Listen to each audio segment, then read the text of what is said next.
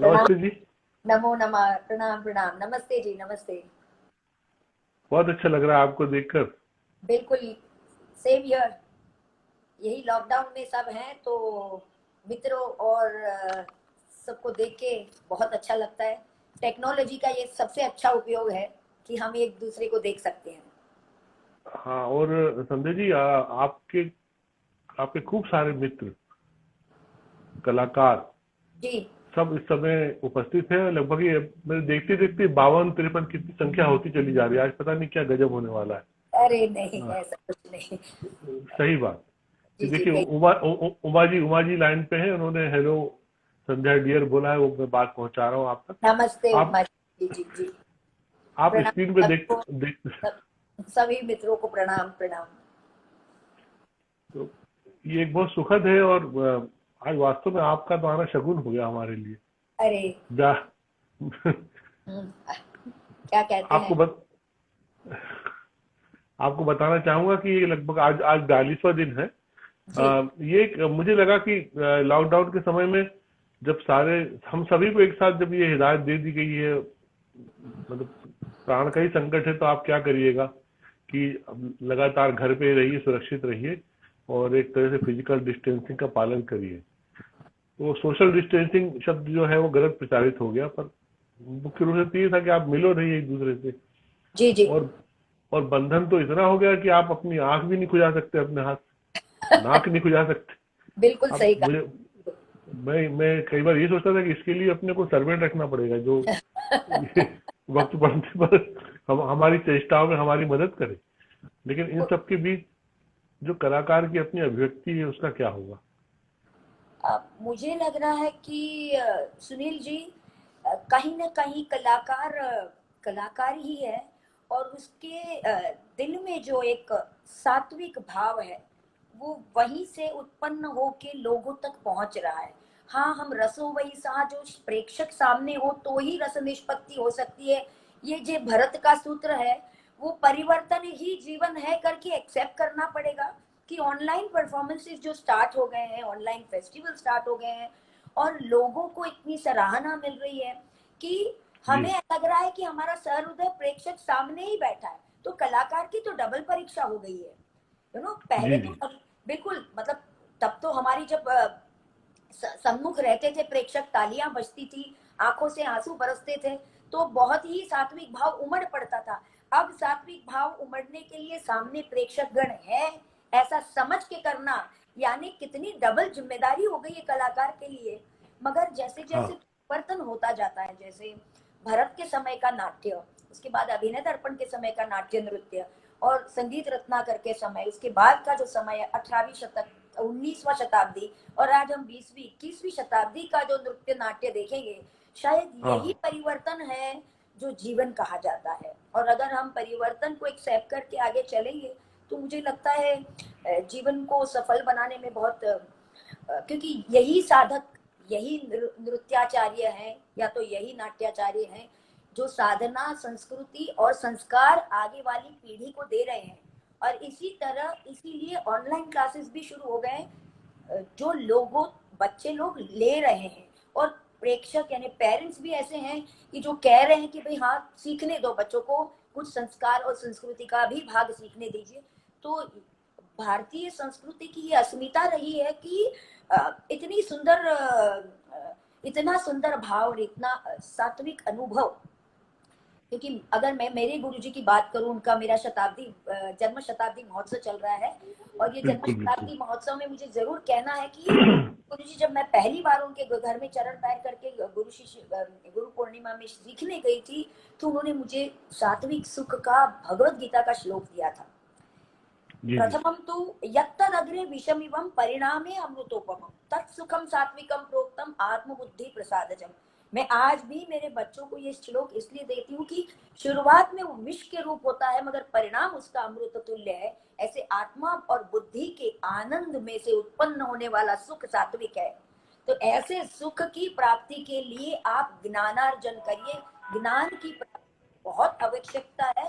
विवेक ख्याति विप्लवा हानो पाया, निरंतर अभ्यास से ही निश्चल और निर्दोष विवेक ज्ञान ही अज्ञानता का उत्तम उपाय है। और ये समय ऐसा है कि अज्ञानता को दूर करना है, हमें उससे दूर, मतलब हमें ज्ञान प्राप्ति का इतना सुंदर अवसर प्राप्त हुआ है सुनील जी, सच कहे तो। अगर घर सही में बात है। बिल्कुल बिल्कुल। तो मुझे, क्योंकि एक देखिए, और एक मुझे एक श्लोक अभी बात करते करते याद आ गया, सर्वम परवशम दुखम, सर्वम आत्मवशम सुखम। दुख और सुख की व्याख्या है, बहुत बढ़िया व्याख्या है। कहते हैं जो अन्य के वश में है, जो हाँ अन्य के वश में है वो दुख है, जी और जो जी, अपने वश में है वो सुख है। सुख है, क्या बात। तो मेरे वश में है मेरी ज्ञान प्राप्ति और मेरी ज्ञान पिपासा को पूर्ण करके, अगर मैं अपने आप को सुखी रख सकती हूँ तो, और आत्मा का आनंद प्राप्त कर सकती हूँ, तो ये समय तो उचित समय है। मतलब भगवान ने ये समय हमें दिया है, प्रकृति ने ये समय दिया है कि माँ बाप के साथ रहो, मातृदेवो भव, पितृदेवो भव, आचार्य देवो भव, ये सब संस्कार देने के लिए शायद ये समय हमें मिला है। और आचार्यगण, बहुत ऐसे आचार्यगण हैं, नृत्य के हैं, संगीत के हैं, जिन्होंने ऑनलाइन इस तरह से बच्चों तक, लोगों तक अपने अपने विचार, अपने अपने दृष्टि, अपने अपने कौशल को लोगों तक पहुंचाने की और विश्व के लोगों तक पहुंचाने की कोशिश कर रहे हैं। तो मुझे लगा है कि ये तो बढ़िया मौका है, और लोगों को ये और एक, अभी आपसे बात करते करते और भी एक सूझ गया, प्रथमे न अर्जिता विद्या। हमारे हाँ चार चार आश्रम है ना। प्रथमे न अर्जिता विद्या, द्वितीय न अर्जितम धनम, तृतीय न अर्जितम पुण्यम, चतुर्थे किम करिष्यसि। भाई तुम पहली 25 सालों में अगर विद्या नहीं प्राप्त कर सके, दूसरे में हाँ, अगर धन प्राप्त नहीं कर सके, और तीसरे में पुण्य प्राप्त कमाए, मतलब दान पुण्य करके अगर पुण्य नहीं कमा पाए, तो चौथे आश्रम में क्या करोगे। सो अब सही बात। ये जो छोटी छोटी बातें हैं, हम कहते हैं कि हमारी भारतीय संस्कृति बहुत सारी चीजें कहती है, और यही चीजें हमें लोगों तक पहुंचाने का सबसे बेस्ट माध्यम है ऑनलाइन, इंटरनेट, ग्लोबलाइजेशन जो हो गया है। तो यही माध्यम है जो हम लोगों तक अलग अलग, शायद हम कोई कला के माध्यम से कहेगा, कोई विद्या के माध्यम से कहेगा, कोई लेक्चर के माध्यम से कहेगा, हर एक का एक अपना माध्यम रहेगा जिससे वो अपने भाव और अपने विचार और अपनी भारतीय संस्कृति को लोगों तक पहुंचाएगा। सो मुझे लग रहा है कि ये बहुत समय प्रकृति ने, ईश्वर ने हमें दिया है, जिसका सदुपयोग करके हमें लोगों को हमारी भारतीय संस्कृति की, चाहे वो षट दर्शन हो, योग हो, नृत्य हो, साधना हो, संयम हो, कुछ भी हो, मतलब जीवन में हम कहते हैं कि 5 चीजें बहुत इंपॉर्टेंट होती हैं एक जीवन सफल करने के लिए: त्याग, हाँ प्रेम, समर्पण, न्याय और धैर्य। कोई भी बिल्कुल। स्वयं का निर्णय स्वयं लेना ही पड़ता है जिंदगी में, और हर हर इंसान को ये स्वयं निर्णय करते समय ये 5 चीजों का आधार लेके, ये भी भगवत गीता से ही है। सो हमारे ग्रंथ इतनी सारी चीजें हमें सिखाते रहते हैं। तो मुझे लग रहा है कि बढ़िया समय का सदुपयोग, और आप जैसे मित्र हैं और आप जैसे सेवक हैं, कला प्रेमी हैं, जो इस तरह के हमारे जैसे विद्यार्थियों को बुला के कुछ सत्संग कर रहे हैं, तो मुझे लग रहा है कि बढ़िया समय है। मैं तो अभी मुझसे आप कुछ बोलते नहीं बन रहा, आपने इतना सब इतना अच्छा वक्तव्य दिया है। पीछे आपके गुरुजी आचार्य पार्वती कुमार जी की छवि में देख रहा हूँ, ऋषि तुल्य। जी ये मेरा सौभाग्य है कि अपने जीवन में मुझे उनको देखने का एक अवसर आपके ही वजह से मिल पाया था बम्बई में। फिर जब मैंने इनके बारे में जाना तो मैं अचंभित रह गया कि लगभग पूरी 20वीं शताब्दी में इनका योगदान कितना असाधारण है। खासतौर से नृत्य के लिए सिनेमा, भारतीय सिनेमा में जो आरंभ में जो जिस तरह की उद्देश्यपूर्ण फिल्में बनती थी जी और जी, उसमें नृत्य का जो प्रयोग होता था, उन सब में इन्होंने कितना बड़ा योगदान किया। इनके बारे में हमको आप जरूर बताइए थोड़ा, बिल्कुल ये कहाँ बिल्कुल से आए थे। बिल्कुल। और आचार्य पार्वती कुमार जी की पहचान मेरे फोक के गुरु रमेश पुरव जी थे, उन्होंने जी करवाई थी। अब मैं पहले माता पिता के बारे में 2 लाइन इसलिए बताऊंगी। मेरी माताजी हाँ वीरमती पुरेचा है और मेरे पिताजी विरसी पुरेचा है। जी मेरे जी पिताजी 1930 में डांस सीखते थे, नृत्य सीखते थे अनिरुद्ध तन्ना जी के पास। और क्या बात। उनकी बहुत इच्छा थी कि मेरी माता जी शादी करके आई तो उनको सिखाएं करके। तब मेरी दादी जी ने कह दिया कि मेरी बहू तो नहीं सीखेगी, तेरी बेटियां हो जाए तो तू सिखा देना करके। और हम 2 बहनें हुई। पहले मेरी बड़ी बहन है जो अभी मस्कत में है, छोटा भाई है। सभी को हम्म, हमको बाल भवन में क्योंकि हम बहुत धनी परिवार से नहीं थे तब, तो जी हमें जी हमें बाल भवन में लेके गए जाते थे, क्योंकि बाल भवन में बहुत सारी एक्टिविटी होती है। वहाँ पे स्पोर्ट्स भी होता था, डांस भी होता था, पेंटिंग होता, रीडिंग होता था, सब कुछ एक ही भवन के अंदर होता था। और बच्चों को बहुत 2 रुपया 1 रुपया कुछ फीस में सिखाया जाता था। तो पिताजी हमें वहाँ लिया जाते थे। वहाँ पे ये रमेश पुलव सर जी फोक डांस सिखाते थे। और तब उन्होंने कुछ पार्क देखा और बोले कि इनको मेरे प्राइवेट क्लास में चेरी रोड में लेके आइए। वहाँ मुझे क्लास में लेके गए। और वहाँ पे मैं मुझे आज भी याद है कि मैं 6-7 साल की थी और मेरे साथ 27-28 साल के पुरुष और स्त्रियां सब नाचती थी। और नृत्य का हमारा अलग सा आनंद। और वहाँ पे उसके बाद उन्होंने आर्ट कुछ कुछ देखा और उन्होंने टीवी सीरियल में पार्ट लेवाया। और उन्होंने बहुत सारी पार्वती कुमार जी से मेरा परिचय करवाया। कहा इनको भरतनाट्यम सिखाइए। अभी गुरु तो इतने सरल नहीं थे। वो बोले इनको भारत हाँ नहीं नहीं, वो बोले अभी तो मैं इतनी छोटी बच्ची को नहीं सिखाऊंगा। ये था हाँ मैं तीसरी चौथी में थी जब उनको उन्होंने कहा था वैसे। फिर तो हाँ हाँ लगातार गुरुजी के पास आना जाना होता जा रहा था। और लगातार पूजो सर कहते थे इस बच्ची में कुछ है कचर। तो एक बार उन्होंने पूछ ही लिया कि अभी तेरे भरतनाट्यम सीख के क्या करना है। अब मैं भी तो छोटी थी, मुझे कुछ पता नहीं। मैंने तो कह दिया कि बस मुझे तो आपके जैसे गुरु बनना है और एक डांस की बड़ी कॉलेज खोलनी है। अब क्या पता। मगर उसके बाद 6th स्टैंडर्ड में जब थी, जब उन्होंने कहा कि चलो इसको ये गुरु पूर्णिमा को रमेश उनको लेके आइए। और मैं पूरी थाली भर के सब कुछ लेके गुरु पूर्णिमा में उनके चरण पे चली, चरणों में पड़ी। और वहां पे ये मुझे मैंने कहा वो सात्विक सुख का उन्होंने प्रथम श्लोक दिया। और मेरे पिताजी और माताजी की बड़ी बात ये थी कि हम लोग सीपी टैंक रहते थे वहाँ माधव बाग में। पांडुरंग शास्त्री अठवले जी की पाठशालाएं हुआ करती थी संडे को। वो हाँ हाँ पाठशाला में अगर हम नहीं गए तो हमारे साथ बात नहीं होती थी घर में। हाँ तो हाँ हमारे साथ बोलती बंद थी, मतलब घर में नहीं। सो ये जो संस्कार पड़े वो पाठशाला के थे। और पार्वती हम्म, कुमार जी के पास जाने के बाद तो संस्कृत से जैसे घरोबा हो गया था, क्योंकि उनका पूरा जिंदगी संस्कृत में ही थी और संस्कृति में थी। और उन्होंने सबसे पहले तो लोग कहते हैं कि बहुत स्ट्रिक्ट मास्टर थे और सब बंदी करवाते थे। तो मुझे याद नहीं, मुझे स्कूल लाइफ में जैसे दूसरे पेरेंट्स करते हैं आज भी, मुझे नृत्य भी सिखाया। जिम्नास्टिक में मैं जाती थी, मैं साइकिलिंग भी सीखती थी, मैं फोक डांस भी सीखती थी। मैं acting best child actress of Maharashtra state हूँ। तो कहानी एक घर की नाटक में मैंने भाग लिया था, बेस्ट चाइल्ड एक्ट्रेस का अवार्ड भी मैंने प्राप्त किया। उसके बाद हाँ रमेश पुलो जी ने कुछ फिल्म में वी शांताराम जी की फिल्म में नृत्य हम्म, डायरेक्शन किया था। हाँ वहां पे भी वो मुझे लेके गए, जहाँ पे मैंने राजा रानी को चाहिए पसीना इस फिल्म में छोटे बच्चों के साथ डांस भी किया। वी शांताराम जी वहाँ पे, वी शांताराम जी खुद हमें मिले थे, दादाजी मिले हमें, संध्या जी भी मिली थी। सो ये एक अलग सा हाँ अनुभव, विरल सा अनुभव था। और उसके साथ साथ गुरु जी और पूरा से बहुत सारे डांस बैले कोरियोग्राफ करते थे, जैसे कि पंचतंत्र है।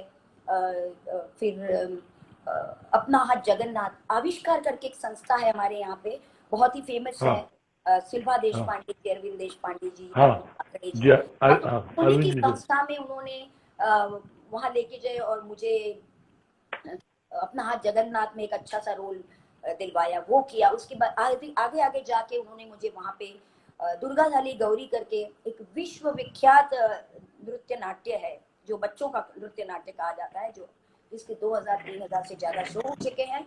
वो हाँ उन्होंने हाँ अ, वो उन्होंने वहां पे मेन रोल मैंने किया। मगर उनकी उनकी दीर्घ दृष्टि देखने जैसी थी हाँ हाँ कि जब मैं 11वीं में थी, मतलब 1980-81 की बात चल रही है, मैं 50 शो करके, शशि कपूर जी आए थे वो शो में, मुझे बराबर याद है। और उन्होंने बुला के मुझे बोला बढ़िया किया वगैरह। और वो शो हम्म, खत्म करके मैं गुरुजी के पास घर गई और बोला कि आज तो शशि जी आए थे और बोले बहुत बढ़िया किया बेटे, बस आज से दुर्गा थाली गौरी नहीं करना है। और मतलब मेरे तो बिल्कुल समझो कि हो ही नहीं सकता, मेरा तो जीवन था, आविष्कार ये मेरा हाँ जीवन था, मैं जी रही थी वो। हाँ मगर उनकी दृष्टि अलग थी। उन्होंने मेरे साथ अभिनय दर्पण के 5-5, 10-10 लोग कोरियोग्राफ करने शुरू कर दिए, जो कि अच्छा। नंदिकेश्वर रचित अभिनय दर्पणम, जो कि हम्म। 12वीं शताब्दी का शास्त्रीय नृत्यों का ग्रंथ कहा जाता है। वो हाँ ग्रंथ का दृश्य और श्राव्य रूप प्रेजेंटेशन वर्ल्ड में सिर्फ एक ही मैं नृत्यांगना हूँ जो करती हूँ, और यही गुरुजी के शताब्दी महोत्सव पे मुझे जरूर करना है। पूरे 324 लोग, 3.5 घंटे का शो है। भगवान करे हाँ सब कुछ ठीक हो जाएगा तो हम जरूर वापस एक बार अभिनय दर्पण करेंगे, जो नृत्यांजलि होगी मेरी मेरी तरफ से गुरु। मगर यहाँ पे ये मौका था जहाँ पे उन्होंने मुझे त्याग त्याग सिखाया। किसका त्याग हाँ। था? प्रसिद्धि का त्याग था। क्यों? क्योंकि हम्म। शास्त्र का चयन करने के लिए आपको सबसे पहला संयम और समर्पण, ये दो चीजें अगर नहीं मिलती तो आप उसमें कुछ नहीं कर सकते। और यही शास्त्र और संयम का समर्पण करवाते समय उन्होंने मतलब मैं क्या कहूँ आपको कि बहुत मुश्किल था मेरे लिए दौर, क्योंकि I was very young and very क्या बोलते हैं, प्रसिद्धि बहुत अच्छी मिल रही थी। तो उस समय संस्कृत के पीछे जाना, जबकि मेरा 10th स्टैंडर्ड तक संस्कृत था ही नहीं। उसकी भी हम्म। एक हिस्ट्री है कि 10वीं के बाद मुझे 11वीं में संस्कृत लेने के लिए जब फोर्स किया गया तो मैं घर छोड़ के भाग गई थी। अरे बिल्कुल एक ये। दिन के पूरा मैं घर छोड़ के भाग गई थी। उसका भी पूरे किसी मतलब ये भी एक पूरी हिस्ट्री है कि मुझे संस्कृत नहीं लेना, मुझे डॉक्टर बनना है। मैं संस्कृत बन के संस्कृत पंडित नहीं बनना चाहती, ये कहने वाली जिन्होंने जिन्होंने मेरे कॉलेज की गुरु हैं रहे हैं, क्या नाम उनके, अपने श्री रमेश खेर जी हाँ और मोगे जी एंड उमा वैद्य मैडम, जिन्होंने मुझे सराहा, समेटा, और पार्वती कुमार जी ने जिन्होंने मुझे मोल्ड किया संस्कृत को प्यार कैसे करते हैं। क्योंकि मैंने तो कॉलेज में जाते समय ही पहले दिन में जाके वो वाइट हेयर थे तो मैंने गई थी, मैं प्रोफेसर के पास बोला था, जब बोल रहा था मुझे गुरुजी ने जबरदस्ती आपके पास भेजा है और मुझे आप फेल कर दीजिए जल्दी से तो मैं ओहो। चली जाऊंगी।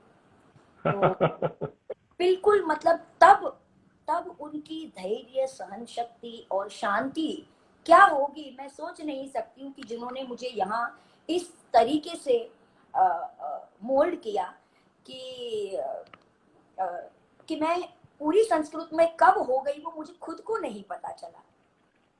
तो अ, ये जो प्रेम मतलब सब्जेक्ट के ऊपर प्रेम करना, पहला उन्होंने त्याग सिखाया। मैंने जो 5 आपको बताया, त्याग, प्रेम, समर्पण, न्याय और धैर्य, ये पांचों चीजें अगर जिंदगी में हमें गुरु की यहाँ से मिलता है, माँ बाप तो सिखाते हैं, मगर जब गुरु की यहाँ से मिलता है तो एक आध्यात्मिक, आधि भौतिक और आधि दैविक और आध्यात्मिक उन्नति अलग हो जाती है। और वो करने का श्रेय मैं पूरा श्रेय अपने गुरु आचार्य पार्वती कुमार जी को देती हूँ। और गुरु जी के बारे में मैं ये बता रही थी कि गुरु जी ने बचपन में खुद क्रिएट कर करके डांस किया। फिर उन्होंने भरतनाट्यम स्कूल, पहले उन्होंने कथाकली सीखा, फिर उन्होंने कथक सीखा, उसके बाद लास्ट में उन्होंने भरतनाट्यम सीखा। और वो उन्होंने सर पे टोपी, लाल हाथ में रेशम का, हाँ। हाँ, ये कोरियोग्राफी गुरुजी की है फिल्म में। अरे तो वो तुमसा नहीं देखा, एक बिल्कुल बिल्कुल मुसाफिर एक बिल्कुल मुसाफिर एक हसीना, दिल ये दे के देखो, कितनी बिल्कुल फिल्में। ये सब फिल्में उनकी हैं। और इतना होने के बावजूद भी उनके अपने इंडियन नेशनल थिएटर के साथ बहुत सारे बैले हुए हैं, डिस्कवरी ऑफ इंडिया, देख तेरी बम्बई, और बहुत सारे बैले के तो कुछ वो भी नहीं मिल रहे हैं। शायद वो सब कुछ इम्बाइब हुआ होगा उनके साथ रह के, कि मैंने मेरा पहला बैले 1988 में कोरियोग्राफ, 88-89 में कोरियोग्राफ किया था, जिसका टाइटल था दश दिक् स्वरूपम, 10 दिशाएं हैं। 10 दिशाएं मतलब 8 दिशाएं और ऊपर और नीचे, इसको 10 दिशाएं। श्री 10 तत्व दिशा। निधि नाम के ग्रंथ में ब्यूटीफुल वो ग्रंथ कहता है कि दिशा का स्वरूप कैसा है, दिशा का चलना कैसा है, दिशा के बोल कैसे हैं, दिशा कौन से लय में चल रही है। मतलब सोचो कि हम भारतीय लोग प्रकृति के पूजक रहे हैं, मनुष्य पूजक कभी नहीं रहे हैं। तो ये हाँ प्रकृति की पूजा, जो जैसे गंगा की पूजा होना या समुद्र की पूजा होना, पर्वत की पूजा होना, सूर्य देव की पूजा होना, सविता की पूजा, वैसे ही दिशाओं की पूजा होना, उसके स्वरूप का पूरा वर्णन था। और ये मेरा पहला कोरियोग्राफी था कि शास्त्र को लेके कुछ संप्रदाय में कुछ लोगों तक नया पहुंचाया जाए। तो यही एक्सपेरिमेंट रहा। और गुरुजी ने कभी कोई, मुझे याद है कि मैं कॉलेज वैसे गई नहीं, सुबह 9 बजे गुरुजी के घर चली जाती थी, रात को 10 साढ़े 10 तक खाना सुबह नाश्ता, अम्मा जिसको हम प्यार से अम्मा कहते थे, वो नाश्ता चाय खाना, शाम का नाश्ता चाय खाना, ये सब कुछ उन्हीं के यहाँ होता था। और सचमुच का गुरु शिष्य परंपरा जो सीखना होता था वो उनके घर में होता था। और उनके घर में ऐसे होता था कि अगर सोते भी हैं तो वाम कुक्षी क्यों करनी चाहिए दोपहर को, उसके बारे में भी एक पूरा सा कुछ फिर प्राणायाम करते थे तो भाई प्राणायाम में मतलब वो अलग से नहीं सीखा जाता था। वो थियोरी क्लास हाँ में योगा क्लास जाके योगा सीख लिया, प्रैक्टिकल क्लास में प्रैक्टिकल सीख, ऐसे कभी नहीं रहा है। जिंदगी का जीवन भर जो कुछ हम सीखते आए वो उन्होंने अपनी जीवन शैली, जीवन पद्धति है, यानी जीवन जीने की पद्धति ही भारतीय परंपरा, भारतीय संस्कृति है। ये जो हम सीखते हैं ना वो गुरु के साथ रहते ही सीख सकते हैं। और जो हमारी उम्र के सौभाग्यशाली विद्यार्थी रहे हैं, जिनको गुरु के साथ साथ मिला, बहुत सालों साल मिला, ऐसे ऐसे ये परंपरा शायद आखिरी पीढ़ी होगी जो इस तरह के गुरु शिष्यों से, क्योंकि गुरुजी जब गए तभी वो 2012-13 में जब गए वो, तब वो 94 ईयर ओल्ड। हाँ 94 तो बिल्कुल। हाँ, तो जो उन्होंने एक पूरी सेंचुरी देखी थी, तो दुनिया देखने के देखी हुई गुरु ने इतना जरूर सिखाया कि संघर्ष जिंदगी भर रहेगा, मगर संघर्ष करते समय अपने सत्व को, अपने अपने न्याय को कभी मत छोड़ना, चाहे कुछ भी हो जाए। अपना सत्वशील जिसे कहते हैं, और न्याय यानी अच्छा बुरे की समझ रखना, और धैर्य रखो, सब कुछ प्राप्त हो जाएगा। हमें कभी ये नहीं सिखाया गया भाई आज सीखा कल परफॉर्म किया। हाँ, और हमारे बच्चों को हर बार नया सीख के नया परफॉर्म करना होता है। आज की युवा पीढ़ी को पुराना, अरे ये तो एक बार कर लिया, हम तो वही अभिनय दर्पण करते हैं, वही जावली करते हैं, वही अलारिपू करते हैं, उसके बाद भी हमें लगता है कि आज हमें कुछ नया प्राप्त हुआ, आज करते समय हमें कुछ नया अनुभव हुआ। तो मुझे लगता है कि ये जीवन की जो शैली है, अगर ये आज की पीढ़ी को मिल जाए तो आज की पीढ़ी तो बहुत ही शार्प है, बहुत ही शार्प, बहुत ही सज्जन है। और उनके मतलब आज की पीढ़ी के लिए एक श्लोक अभी याद आ गया, मनोधावंति सर्वत्र मदोन्मत्त गजेंद्रवत ज्ञानांकुश समाबुद्धि तस्य निश्चलते मनः।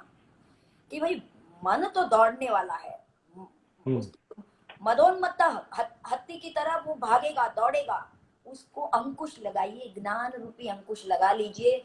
देखो आपका मन निश्चल होने के बाद आपकी भावनाएं कितनी शुद्ध पवित्र और क्या बोलते हैं, लोगों से जुड़ जाएंगी, लोग आपसे प्यार करेंगे। और एक गुरुजी की बहुत बड़ी चीज थी, वो थी सिखाने की परंपरा। उनकी सिखाने की परंपरा बहुत बहुत बढ़िया ये रही है कि उन्होंने कभी मुझे आंखें बड़ी करो, भुएं नीचे करो, अब मुंह यूं करो, ऐसे भाव नहीं सिखाए। भाव कभी अनुभवों से नहीं सिखाए जाते। अनुभव तो विकार रहित है, बाह्य प्रदर्शन है। उन्होंने भाव को अपने मन में सबसे पहले लाने के लिए वो कभी भी डायरेक्ट वो भाव के बारे में बात भी नहीं की, ईर्ष्या ये शब्द नहीं यूज करते, वो कहते थे चलो हम एक वो पौराणिक एनसाइक्लोपीडिया निकालो, नहीं उसमें स्टोरी अच्छी तरह नहीं है, आप एक काम करो रामायण ही तुलसी का निकाल लो, तुलसी के दोहे पढ़ने लगे कई कई सिखाने के लिए। आप सोचो कई कई का वर्णन मैं तुलसी के दोहे में सीख रही हूँ। तो मतलब ये परंपरा रही है कि कई कई के भाव भी ईर्ष्या सहित थे, और फिर भी उस वो कौन सा समय था, समय की बहुत। तो ये शास्त्रों में से या पुराणों में से या महाभारत में से जब कथाएं सिखाई जाती थी और कथाओं में से भावाभिव्यक्ति की शुरुआत की जाती थी, और उसके बाद हमें वो ईर्ष्या का नाट्य शास्त्र में डेफिनेशन चलो निकालो, अब वो व्यभिचारी है उसको पढ़ो उसको समझो। अब देखो कालिदास ने तो इस तरह दिया है, और रामचरितमानस में इस तरह है, और रामायण में वाल्मीकि इस तरह बता रहे हैं। अब आप बताओ कि आप कौन सी कई कई करोगे। हाँ। तो ये अभ्यास करते करते सीखते जब गए तब ऐसे लगा कि सीखने के लिए तो एक जीवन भी पूरा नहीं, क्योंकि हर एक कला दूसरी कला से इस तरह जुड़ी है। क्योंकि वो तो पेंटिंग लाके दिखाते थे, कभी उन्होंने स्कल्पचर लेके गए, तांडव देखना था तो मुझे एलिफेंटा लेके गए, फिर मुझे चिदम्बरम लेके गए। तो ये जो पद्धति थी कि कैसे inter relationship of Indian arts हैं, या तो कैसे शास्त्र और संप्रदाय एक दूसरे से जुड़े हुए हैं, तो हाँ। ये बहुत ही विशेष ज्ञान होता है जो सचमुच गुरु के पास रहकर सीखा जाता है, उसी को प्राप्त होता है। और ये शास्त्रों के बारे में बहुत सारे लोग ऐसे भी कहते हैं सुनील जी कि शास्त्र तो बंधन कारक होते हैं, हम मॉडर्न कुछ नहीं कर सकते। तो इसका भी जवाब बहुत सरल है। नाट्य शास्त्र के हस्ताध्याय में कहा गया है कि आकृत्या चेष्टया चिन्है जात्या विज्ञाय वस्तुता स्वयं वितर्क कर्तव्यम नृत्याभिनयनम प्रति हस्ताभिनयनम प्रति, कि आप जितने चाहिए उतने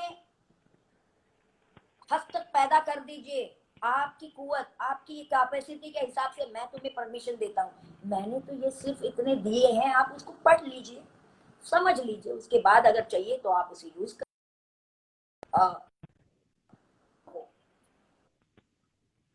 देखो नाट्य शास्त्र जैसा ग्रंथ भी वेद प्रमाण देता है और लोक आध्यात्म प्रमाण देता है, लोक प्रमाण मानता है। वो कहता है लोक प्रमाण सर्वोत्कृष्ट सर्वोच्च है, लोकों में जो प्रसिद्ध है वो आप जहां जैसे चाहे यूज कर सकते हो। तो यह रिस्ट्रिक्शन कहाँ बताया, कौन सा शास्त्र आपको कह रहा है कि यहीं रुक जाओ, शास्त्र कह रहे अब बिल्कुल वही मतलब शास्त्र कभी किसी को रिस्ट्रिक्ट नहीं करते, वो तो आपको एनहांस करने की एक गुरु किल्ली दे देते, चाबी देते।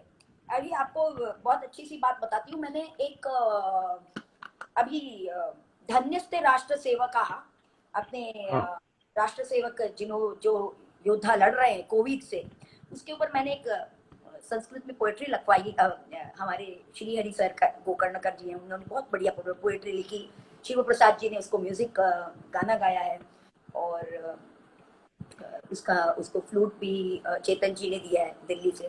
तो उसका एक प्रेजेंटेशन किया। अब जो डॉक्टर बताना है मुझे बताओ, तब तो डॉक्टर नहीं थे, वो तो नाड़ी परीक्षा करते तो वैद्य थे। अब हमारे डॉक्टर हैं तो हमारे तो हस्त निर्माण करना ही है ना, है ना। हाँ।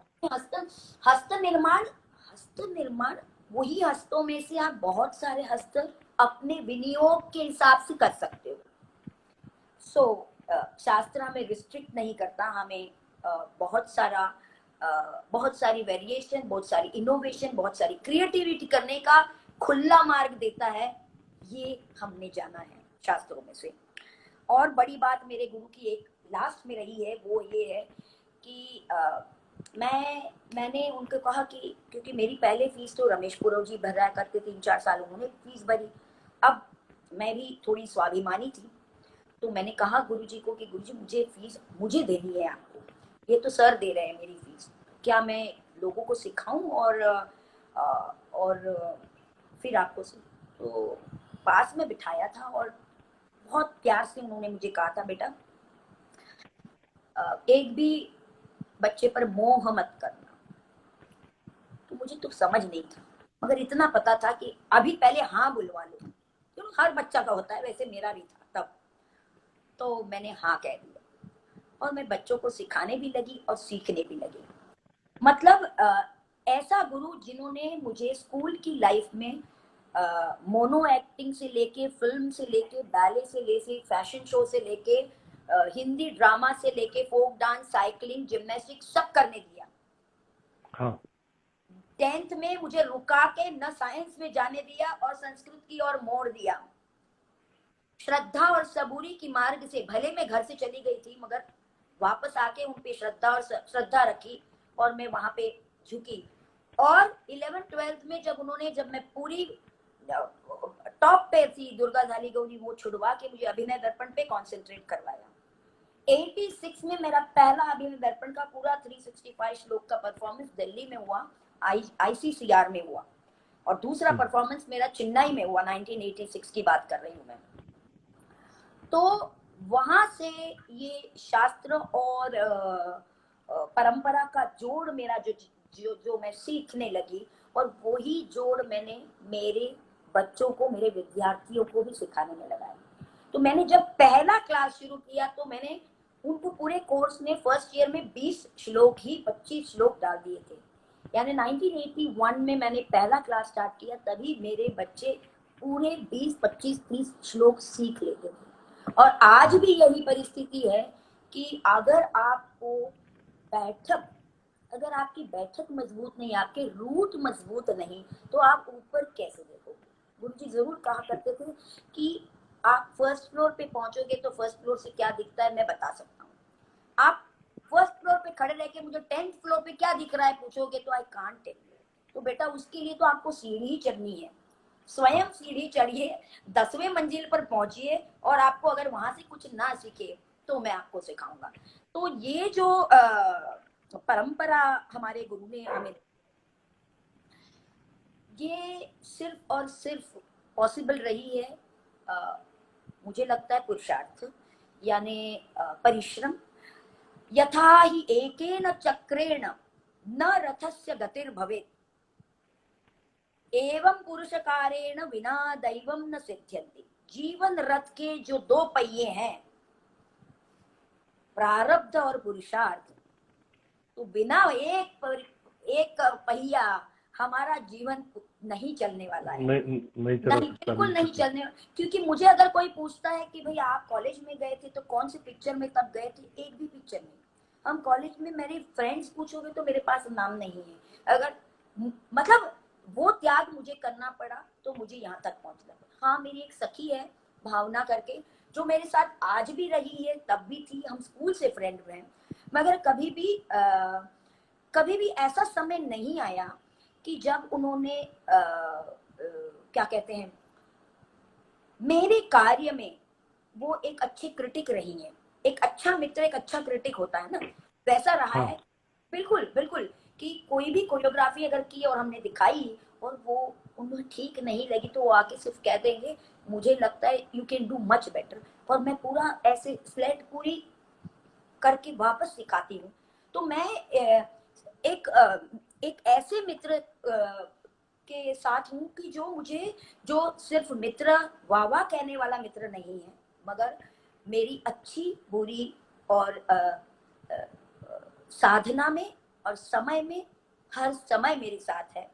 तो आई थिंक एक अच्छे माँ बाप मिलना, एक अच्छा आचार्य मिलना, एक अच्छे सखी मित्र मिलना, एक अच्छा पत्रकार या तो क्रिटिक मिलना, और एक अच्छे विद्यार्थी प्राप्त होने, तो एक मुझे लगता है जीवन सफल हो जाता है। और भगवान की दया से जैसे मैं मेरे गुरुजी को समर्पित हूँ, वैसे मेरे सभी शिष्य, एक नहीं मैं सभी शिष्य अपने गुरु को समर्पित हैं, अपनी आर्ट को समर्पित है, कहीं ना कहीं कुछ ना कुछ अपनी क्षमता के हिसाब से कुछ ना कुछ करते रहते हैं। और एक भारतीय कला की सेवा करना, मुझे यही कहना था कि हर बच्चा डांसर नहीं बनेगा, हर बच्चा क्रिटिक नहीं बनेगा, या तो हर बच्चा गुरु या तो स्कॉलर नहीं बनेगा, मगर हर बच्चा एक बहुत अच्छा नागरिक, एक अच्छा इंसान जरूर बनेगा, एक अच्छा रसिक बनेगा। उतना प्रयत्न मैं जीवन में कर रही हूँ। और मुझे लगता है कि और और क्या चाहिए। सही कह रहे हैं। जी जी जी। अभी चेतन जी ने आपको नमस्कार कहा है, मुझे भी नमस्कार कहा है। चेतन नमस्ते जी ज्वाइन चेतन जी, हुए। नमस्ते नमस्ते। ये आपका कहना बहुत सही है। और मैंने इतने वर्षों में लगातार, आपसे मेरा परिचय भी पता नहीं कितने वर्षों का हो गया, जी जी जी। हमेशा हमेशा मैंने ये देखा है कि एक तो बहुत धीरज, धैर्य और किसी भी विषम परिस्थिति में अपने आप को नियंत्रित रखने का जो गुण है वो मैंने बहुत कम कलाकारों में देखा है, जो मैंने आप में पाया।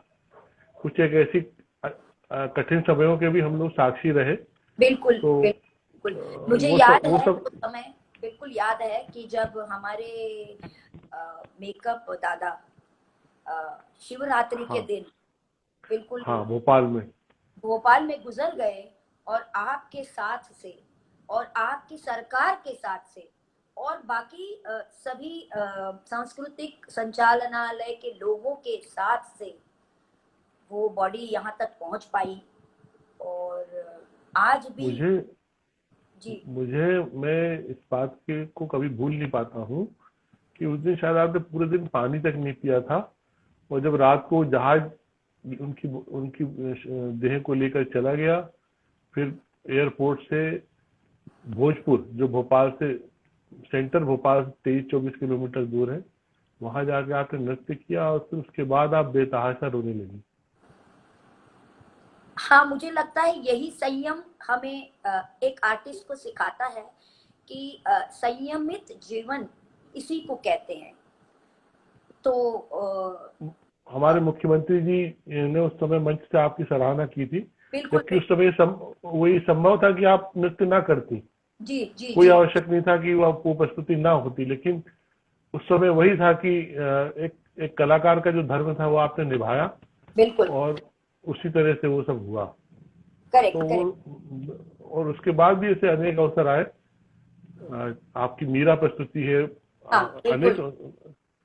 शक्ति पर केंद्रित जो आपने प्रस्तुति तैयार की है, जो बुद्ध जी पर जी। तैयार की है, हाँ हाँ। इन सब को करते हुए मैंने आपको देखा है कि पूरी तरह एक सामूहिकता में जिस तरह से आप शेयर करती हैं अपने साथी कलाकारों के साथ। वो सब बच्चे हैं, आपकी शिष्याएं हैं, हाँ। लेकिन वो लगभग आपका ही अंश बन के उसी उसी प्रतिभा से, उसी दक्षता से वो मंच पर सामने आती। सब क्या कमाल है, ये कैसे संभव हो पाता है? अ, मेरा मेरा विद्यार्थियों से नाता बहुत प्यारा सा है। मेरे विद्यार्थियों को मैं हाँ, एक बात है कि मैं उनको जबान नहीं लड़ाने देती, बहुत सीधी साध, मतलब सीधी भाषा में, मगर वो अपना प्रस्ताव जरूर रख सकते हैं। प्रस्ताव सदृशम वाक्यम, मैं उन्हें सिखाती हूँ कि आप जो भी कहना चाहते हो प्रस्ताव से कहिए, और इस तरह से कहिए कि आप उसे पूछना चाहती हैं। एक शिष्य के लिए, एक अभी आपने बात की तो मुझे एक और श्लोक याद आ गया।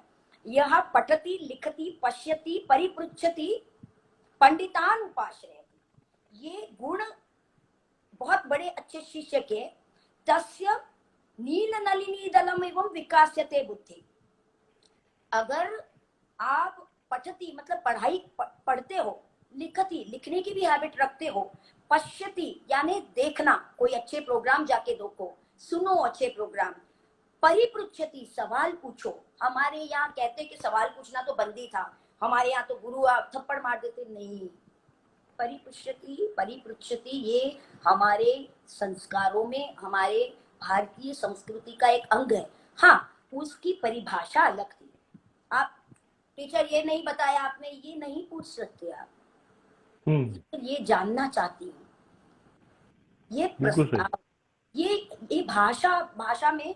और पंडितान उपास रहती है, पंडितों के साथ रहिए, यानी जो भी ज्ञानी है उन लोगों के साथ रहिए, ज्ञानी। ना कुछ तो तुम्हें मिल ही जाएगा। तो ज्ञानियों की संगत, बिल्कुल सही। बिल्कुल ज्ञानी, ये जो पठति लिखति पश्यति परिपृच्छति पंडितान उपाश्रयति, ये 5 कर्जे तो दिवाकर किरणै वो विकासते बुद्धि, आपकी बुद्धि का विकास खुद ब खुद होना ही है, हो ही जाएगा। तो इस समय और भी एक हम बच्चों को सिखा देते हैं कि उनको एक रेशा सिखानी होती है, घमंड, ढोंग, धूर्तता और आत्मविश्वास। बात करते समय, ये तो मैं आत्मविश्वास से बोल रही हूँ, नहीं, तुम आत्मविश्वास से बात करना और विनम्रता उसमें होना बहुत जरूरी है। तो ये, हाँ, तो ये आत्मविश्वास और विनम्रता, ये दोनों को लेकर चले तो मुझे नहीं लगता कि कोई भी गुरु उसके शिष्यों को जवाब ना दे सके। मेरे और मेरे गुरु के रिलेशन के बारे में एक बहुत बढ़िया सी बात बताना चाहती हूँ। मैंने मेरी जिंदगी में गुरुजी को कभी भी सवाल नहीं पूछा। मैंने जो ज्ञान पाया वो बिल्कुल उनके घर चली जाती थी और मौनस्तु व्याख्यानम शिष्यस्तु छिन्न संशया, गुरुस्तु मौनस्तु व्याख्यानम, और शिष्य का पूरा संशय छिन्न हो जाता है। उसका अनुभव और अनुभूति मेरी है। अगर कभी भी कोई भी इतने सालों में बहुत सारे विजिटर्स गुरुजी के घर आए, चाहे सुनील भाई हो, चाहे दर्शना झवेरी हो, चाहे मतलब you can name the big people and all of them have entered in, seen my performance, मगर मैंने कभी भी सवाल नहीं पूछा। तो ये हमारे गुरु शिष्य का एक रिलेशन था कि मैं कुछ शंका लेके आज तो मैं गुरु को पूछूंगी, और गुरुजी को बस उसी सब्जेक्ट पे मुझे बताते थे और मैं शांत हो जाती थी, मतलब मुझे ये नहीं पूछना पड़ा। तो ये तो बहुत अलग सा नाता रिश्ता होता है कि जहाँ गुरु वटतरुर्मूले गुरु व्याख्यानम शिष्यस्तु छिन्न संशया। मगर मेरे शिष्यों को भी जब सवाल पूछने पड़े हैं तो बहुत ही क्या बोलते हैं, संयमित शब्दों में, और क्या बोलते हैं, सारपूर्ण भाषा में वो सवाल करते हैं। हाँ, बल्कि ये अपन कह सकते हैं कि वो उनकी जिज्ञासा का हिस्सा हो सकते हैं। बिल्कुल बिल्कुल बिल्कुल, हाँ, मतलब उसमें कहीं वो जिज्ञासा की तरह, हाँ, बिल्कुल बिल्कुल, क्योंकि उनको मैंने एक और अच्छा वाला वाक्पटुता का लक्षण दिया था, मितम च सारम च वचो ही वाग मीता, यानी संक्षिप्तता और दृढ़ या तो सार युक्त शब्द ही वाक्पटुता का लक्षण है। आप बहुत सारे, बिल्कुल, मतलब क्यों आप ज्यादा बोलो भाई, आपको जो पूछना है, जैसे पूछना है, 2 शब्दों में आप उसका वर्णन कर दीजिए। तो मुझे लगता है कि ये विद्यार्थियों के, और इसी वजह से जब हम नृत्य करने भी आते हैं, अलग अलग स्टेज होते हैं। मैंने पहले दिन से कोरियोग्राफी वर्जन में मेरा पहला, जैसे मैंने बोला 1989 मेरा पहला बैले था, वहां से मैं लेके मैं विद्यार्थियों के साथ ही, लोग कहते अरे तुम सोलो क्यों नहीं करते, हाँ, मैं अभिनय दर्पण आज भी सोलो करती हूँ 324 श्लोक। मगर जब भी परफॉर्मेंस की बारी आती है और मुझे बोलते हैं संध्या जी आपको बुलाया है सोलो के लिए क्योंकि पैसे कम है, मुझे पैसे कम देना चलेगा मगर मैं मेरा ग्रुप लेके आऊंगी। तो ये, क्योंकि मेरे विद्यार्थियों को, मेरे शिष्यों को भी एक स्टेज मिले, उनको भी एक आनंद मिले, और हम उस माध्यम से लोगों तक बहुत सारी चीजें पहुंचा सकते हैं। जैसे मैंने आपको कहा कि मैंने एक R-Cube राग, रंग और रस एक्सपेरिमेंटल किया था। राग थेरेपी यानी म्यूजिक थेरेपी, रंग थेरेपी माने कलर थेरेपी, और रस थेरेपी मतलब नृत्य थेरेपी। ये पेशेंट के लिए था और हॉस्पिटल को हमने ये दिया था, और वो देख के बहुत सारे हॉस्पिटल के पेशेंटों में फर्क आया, और जिन्होंने नहीं देखा उनमें फर्क नहीं आया। So these are my experimental. मैं सोसाइटी के लिए भी ऐसे बहुत कुछ अलग अलग पंच महाभूत एक मैंने किया था, फिर सोशल कॉज की बहुत सारे पंच महाभूत पे किया था, फिर हाँ वेदास पे मैंने किया था। तो हाँ, तो इस तरह के जो एक्सपेरिमेंट होते हैं, तो तुम्हें ऐसे विद्यार्थी चाहिए जो समान रूप से उनकी भाषा और व्यवहार सात्विक हो, और जब तक आप सत्व को नहीं समझ पाते हैं तो मुझे लगता है कि ऑफ कोर्स सत्व रजत तम पंच ज्ञानेन्द्रिय पंच इंद्रिय, इससे ही शरीर बनता है और शरीर मन चंचल होता है। ये सब कुछ सही होने के बावजूद भी जब आप कलाकार स्टेज पे आते हो और स्टेज पे परफॉर्मेंस करते हो तब आप वो कैरेक्टर जीते हो। और वो कैरेक्टर जीने के लिए चाहे आप राम बनो, सीता बनो, हनुमान बनो, कुछ भी बनो, आपको वो कैरेक्टर जीना है तो आपकी वो प्योरिटी होना बहुत बहुत जरूरी है। बिल्कुल सही कहा आपने। बिल्कुल, हाँ अभी विनय उपाध्याय हमारे मित्र, आप जानती हैं, जो भोपाल में आपके बिल्कुल। कार्यक्रमों में कई बार उद्घोषक भी रहे हैं, जी वो जी। याद कर रहे हैं कि रविंद्र भवन में जब आपने मीरा किया था तो हाँ गुरु शंकर ओम्बल ने मंच पर आके आपको बधाई दी थी। बिल्कुल सही कह रहे हो, बिल्कुल सही कह रहे हो। और मुझे मुझे मुझे लगता है कि मैं कोई भी सब्जेक्ट को हाथ तभी लगाती हूँ जब वो मुझे दिल को छू जाता है। जी सो जी। दिल को छू जब तक आपको नहीं जाता है तो मुझे नहीं लगता है कि आप विषय को कोई भी विषय आपका विषय बना के फिर आप उसको प्रेजेंट कर सकते हो। आज भी लोग पीएचडी के लिए आते हैं और मुझे पूछते हैं ताई मैं कौन सा पीएचडी करूं, कौन से सब्जेक्ट क्लियर करूं।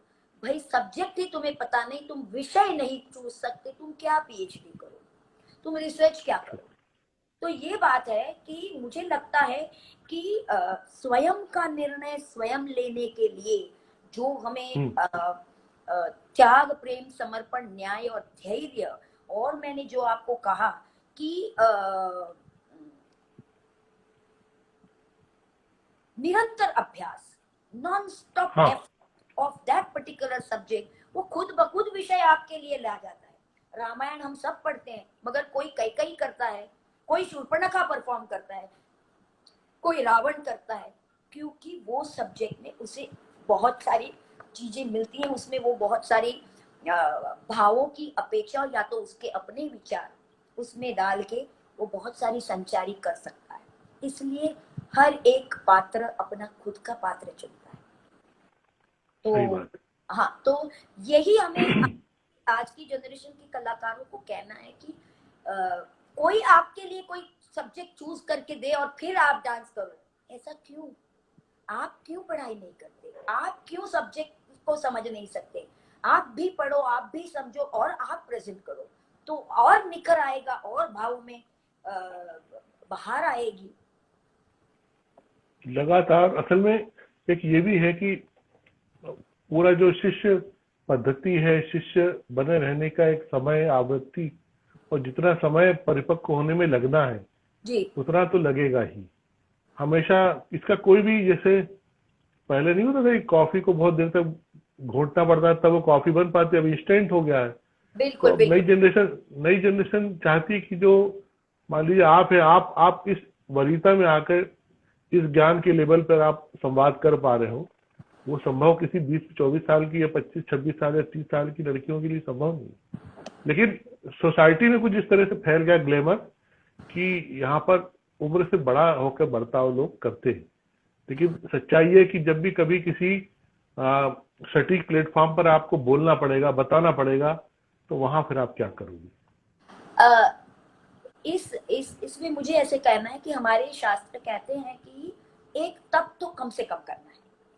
कोई भी विधा में आपको अभी एक तप 12 साल 13 साल का जो एक तप कहते हैं, तो आपका तप अगर आप 5 साल या 10 साल की उम्र से शुरू करते हो, क्योंकि 5 साल में कुछ भी ग्रहण नहीं करने की क्षमता वो नहीं होती है, सो 10 हाँ हाँ, साल बिल्कुल। अगर शुरू करते हो और 13 साल करते हो तो आपको 23 साल तक, आई थिंक ये उम्र की एक उम्र का एक तकाजा है, एक साधना है, एक ये एक साधना, एक तप तो करना है। हमारे जैसे विद्यार्थी कहते हैं हम तो 2 तप 3 तप क्या 5 तप भी अगर ईश्वर देता है तो हम विद्यार्थी स्वरूप में और पढ़े और काम करें और काम करें। और इसीलिए एक तप करके मुझे लगता है कि लोग परफॉर्मिंग आर्टिस्ट अगर एक तप करके अगर बाहर निकलता है तो शायद वो बहुत निखरा हुआ, उभरा हुआ, कुछ मैच्योर परफॉर्मेंसेस हम देख सकते हैं। और जो जल्दी से आ जाते हैं 5 साल 6 साल 8 साल सीख के, वो फिर धीरे धीरे धीरे डेवलप होते हैं। और यही साधना में, संस्कृत की साधना करते करते मैंने भी कुछ लिखना भी शुरू कर दिया। और गुरुजी की इच्छा से मैंने पहला बुक मेरा 2001 में आंगिका अभिनय बुक भवंस हाँ पब्लिकेशन का था। और हाँ आज मैंने नाट्य शास्त्र, मतलब उसके बाद 7 कुछ ग्रंथ निकले हैं। तो उसके हाँ बाद लेटेस्ट जो निकला है वो गुजराती में नाट्य शास्त्र प्रथम वॉल्यूम है, और मराठी हाँ में प्रथम वॉल्यूम निकल चुका है। और आपको सबको बताऊं ही दूं, अभी वो सीक्रेट है फिर भी बता देती हूँ कि मैंने ये कोविड का समय पूरा हाँ। ट्रांसलेशन 36 अध्यायों का गुजराती करके गुजरात गवर्नमेंट को भेज दिया। तो क्या बात है। का सदुपयोग करना हम सभी कर सकते हैं। तो और हाँ मन का भी चालू है। और आपको पता है कि आपके मिनिस्टर जी ने बताया ही था हमें कि आप हिंदी में हाँ। करिए। तो हिंदी मैं में करिए। आपकी सहायता जरूर चाहूंगी हिंदी के लिए। नहीं नहीं नहीं, हिंदी में तो आप बिल्कुल वो जरूर कीजिएगा। हाँ और वो यहाँ उत्तर भारत के और हिंदी भाषी क्षेत्रों में वो बिल्कुल। बहुत महत्वपूर्ण रहेगा, उपयोगी जी रहेगा। जी जी जी ये है। जरूर।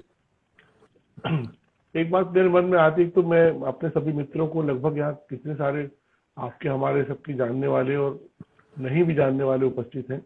हाँ संगीत नाटक के एकेडमी सम्मान आपको 2 साल पहले मिला ना? जी जी 2007। हाँ और महाराष्ट्र और गुजरात सरकार की ओर से भी मिला। जी, महाराष्ट्र सरकार का मुझे कल्चरल अवार्ड 2006 में मिला। और हाँ 2007 में मुझे गुजरात का संगीत नाटक एकेडमी एंड गौरव पुरस्कार पुरस्कार मिला। 2 स्टेट से मुझे कल्चरल अवार्ड मिले हैं। और उसके बाद 2012 में मुझे महाराष्ट्र का संस्कृत साधना सम्मान पुरस्कार भी मिला। संस्कृत हम्म। की साधना का एक पुरस्कार होता है हमारा, नेशनल हाँ हाँ अवार्ड, नेशनल अवार्ड है वो। तो वो भी हाँ प्राप्त। हाँ तो अ, गुरु कृपा होती है कि गुरु जी की कृपा से अवार्ड तो भौतिक है, कुछ आध्यात्मिक और कुछ आदिदैविक साधनाएं से भी प्राप्त हो। तो साधना हाँ लगातार चालू है। हाँ। अ, अभी क्या हुआ है कि हमारे पास लगभग 5 मिनट है। और है तो मुझे, हाँ और हम मुझे 2-3 चीजें मेरे दिमाग में थी, तो आप बिल्कुल उनके सब फिर आप छोटे छोटे उत्तर दे देना आप, और सबको बिल्कुल जल्दी पता भी जल्दी, चल जाएगा। बिल्कुल एक जल्दी। तो आपने जो एक संस्थान बनाया था सरफोजी महाराज जी के नाम पर, जो जी जी 17वीं शताब्दी के कला प्रेमी थे। जी। सरफोजीराव महाराज भोसले यानी भोसले के, हमारे शिवाजी राजे भोसले के वंशज जो तंजावुर में जाके रहे, जी वहां पे वो जीते और वहां पे उन्होंने राज्य किया। वहां पे 300 हाँ साल भोसले वंशजों ने राज्य किया। उसमें से ये सरफोजी राजे भोसले जो थे, उन्होंने जी जी भरतनाट्यम की बहुत सारी सेवा की। और स्पेशली उन्होंने मराठी, गुजराती, सॉरी मराठी, कन्नड़, तमिल, तेलुगु, संस्कृत में बहुत सारे ग्रंथ लिखे। और उसमें से हाँ मराठी ग्रंथों का रिसर्च करके आचार्य पार्वती कुमार जी ने 1950s में महाराष्ट्र में वो लाया और वो परफॉर्म हाँ किया, जो मैं आज भी लोगों तक मेरे कॉलेज के द्वारा मैं पहुंचाती हूँ। सो Bharat college of fine art and culture की स्थापना मैंने यही सरफोजी राजे भोसले के सेंटर के अंडर की है, जो कवि कुलगुरु कालिदास संस्कृत विश्वविद्यालय से जुड़ी है। और हमारी बेस्ट कॉलेज का अवार्ड हमें लास्ट ईयर का मिला है फ्रॉम अवर यूनिवर्सिटी। और हमारी संस्कृत की यूनिवर्सिटी आज पूरे हिंदुस्तान में उसका नंबर 6 है, और संस्कृत यूनिवर्सिटी में टॉप में है। अभी क्या कल का रिजल्ट आया है। So we are proudly associated with Kalidas Sanskrit Vishwavidyalaya. And यहाँ पे pre degree, BA, MA, PhD की डिग्रियां दी जाती है। और इस साल में हमारे वाइस चांसलर श्री वाराखेड़ी सर जी ने तो ऑनलाइन परमिशन दे दी है। सो इट इज हाँ। सो नाइस कि आज हम ऑनलाइन बच्चों को, बहुत सारे लेक्चर्स ऑनलाइन हो रहे हैं, प्रैक्टिस भी ऑनलाइन हो रही है। देश के सभी प्रतिष्ठित समारोहों में आपने नृत्य प्रदर्शन किया है। जी और मुझे एक बार आपने बताया था कि दिल्ली में इंडिया गेट पर बुद्ध पर एक कोई बहुत बड़ी प्रस्तुति आपने की थी। जी जी।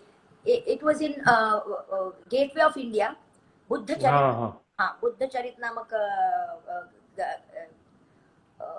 क्या कहते हैं हम, पेंटिंग है, कहाँ हाँ पे,